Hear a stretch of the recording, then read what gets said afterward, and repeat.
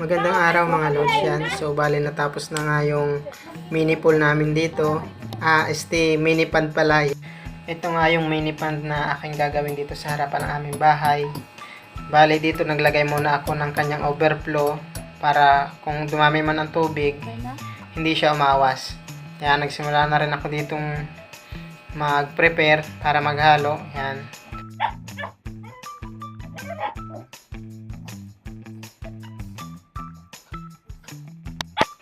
Dito ngayon naglagay ako ng Sahara para yung halo natin ay naka-waterproofing na din.